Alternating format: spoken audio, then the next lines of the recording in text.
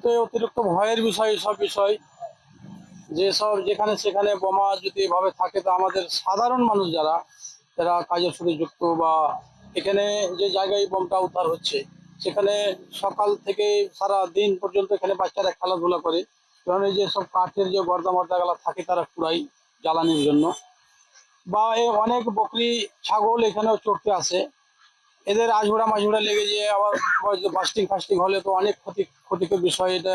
আমাদের পক্ষে আমাদের ভয়ানক বিষয় এটা, আমরা খুব আতঙ্কিত আছি এসব বিষয়, এই জন্যই আমার খুব আতঙ্কিত আছি। এইসব বলে আমাদের এগুলো তো হয় না। এবার যা ভাবে দেখলাম এটা তো বিষয় আতঙ্কজনক বিষয়।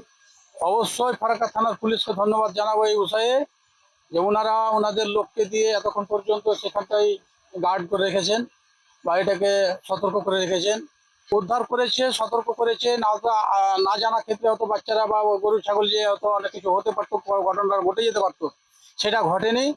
যেটা হচ্ছে আমাদের ফারাক্কা থানার পুলিশ সেটা সঙ্গে সঙ্গে এটা যেহেতু কাজ করেছে, লোক পাঠিয়েছে সেখানে সতর্ক করেছেন এবং গার্ড দিয়েছেন। এই জন্য আমাদের ফারাক্কা থানার পুলিশকে এইসব কাজের জন্য আমি অনেক অনেক ধন্যবাদ জানাচ্ছি তাদেরকে।